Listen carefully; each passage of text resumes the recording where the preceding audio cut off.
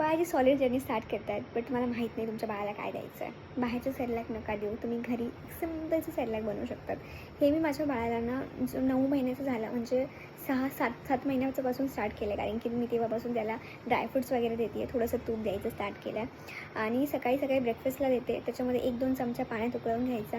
Mash केलेला Apple किंवा banana तुम्ही त्याच्यामध्ये ॲड करू शकता. एक फ्रूट पण पोटात जातं आहे आणि ड्रायफ्रूट्स पण जातात आणि मखाणे पण जातात, जे खूप छान आहेत तुमच्या बाळाच्या हेल्थसाठी.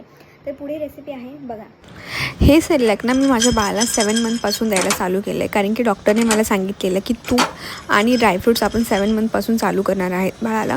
त्यामुळे मी आधी हे ट्राय केलेलं, 1-2 दिवस देऊन बघितलं आणि तेव्हा बाळाने एक्सेप्ट केल्यानंतरच मी हे बनवून ठेवते. मूठभर तुम्ही काजू बदाम घेऊ शकता. थोडा तुपामध्ये चांगले येल्लो होईपर्यंत रोस्ट करून घ्यायचे. आणि आता मी याच्यामध्ये दुसरा बेस यूज करते, तो म्हणजे मखाण्याचा. मखाण्यामध्ये खूप चांगलं कॅल्शियम असतं आणि तुमच्या बेबीसाठी एक सुपर फूड असू शकतं. चांगले रोस्ट करून घ्या, एक्स्ट्रा तूप नका ॲड करू. रोस्ट करून घ्या चांगले ते, आणि त्यानंतर तुम्ही ते ग्राइंड करू शकतात. यामध्ये ना सगळ्यात महत्त्वाची गोष्ट अशी आहे ना, 7th आणि 8th मंथमध्ये देताना तुम्ही हे गाळून घ्यायचं आहे. गाळून म्हणजे चाळून घ्यायचं, जसं आपण पीठ चाळून घेतो ना, चाळून घ्यायचं.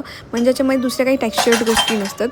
तुमचं बाळ कसं खातं हे याच्यावर डिपेंड करतं. 9 महिन्यापासून जेव्हा बाळानं 8 महिन्याचं कंप्लीट झालं आहे, मी त्याला टेक्स्चर्ड फूड द्यायला स्टार्ट केलं आहे, पूर्ण ग्रेव्ही नाही.